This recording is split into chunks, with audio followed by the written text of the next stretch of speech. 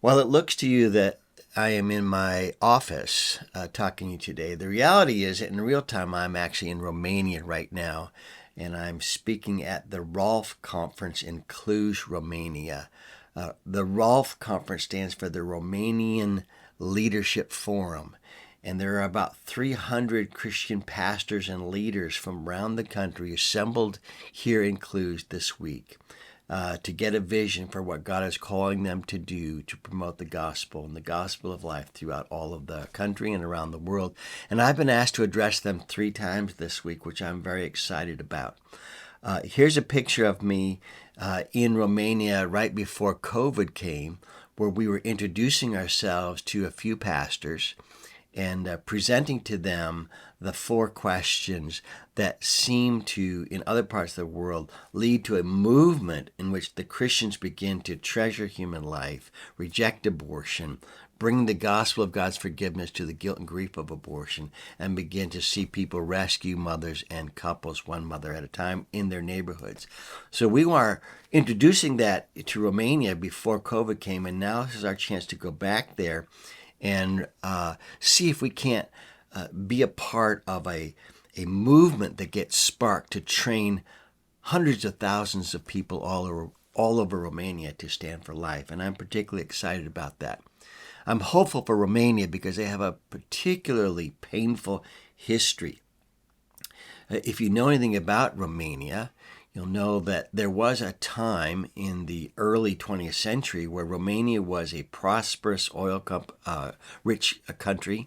They were a democratic country, but through a series of events, they gave rise to the dictator Nicholas Ceausescu in the 1960s. Here's a picture of me in Romania standing in the Revolutionary Square in front of the central government building run by the Communist Party, and here's a picture of that dictator Nicholas Ceausescu giving his last speech before the people finally overthrew him. Part of what makes Romania such a tragic history is because Ceausescu had a demonic, what I would call a demonic policy regarding the unborn. He actually outlawed abortion during his time. You say, why is that a bad thing? It certainly doesn't sound like it's demonic to me. But you have to understand that what was his motive was not your motive and mine to uphold the equal rights of all people, born and unborn. His motive was to enforce his need to have more children and more people that could serve in his army and to serve the agenda of the state. He needed more widgets, was his attitude. And so he passed some of the most oppressive laws in history, almost like a mirror image of what happened in China when they had the one-child policy. In his case, he would require women to be examined and to identify those who were pregnant. He investigated those who had miscarriages to make sure they were not lying. He fined unmarried people for not being good citizens and getting married and having children. And these are kind of the oppressive laws that the people lived under. So when they overthrew Ceausescu, the first expression of that liberation was to legalize abortion. And as a result of that, they suffered some of the worst abortion rates in the history of the world, I'm sure of it. So part of my going to Romania is to see if we can't continue now to see the church in Romania stand for life and to change the culture. And here's the most remarkable thing. Romania was once the worst of the worst in terms of the unborn. And now it's becoming one of the best of the best. I want to show you some statistics. Here's the first slide. This slide shows what we call the abortion ratio.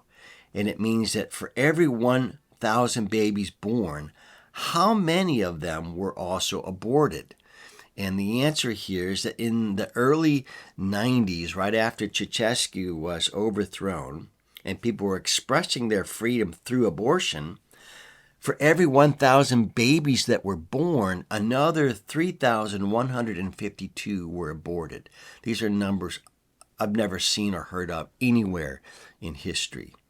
But currently they're down to 163 babies that are aborted for every 1,000 that are born. That's quite a remarkable turnaround. Let's take a look at another slide. This is the abortion percent.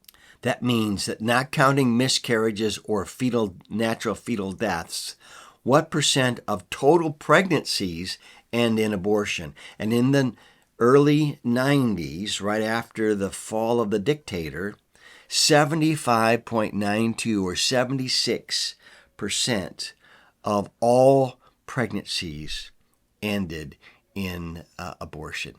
That is now down to 14% over the last 30 years or so. That's quite a remarkable step of progress. Here's a third slide. This is called the abortion rate. And this means out of every 1,000 women in this age group between 15 and 39, largely the years that women have babies, how many of those women will have an abortion in a given year? And in the early 90s, it was 236 out of every 1,000 that would have an abortion during that year. And now it's down to 11. So these are some remarkable signs of progress in Romania over the last 30 plus years.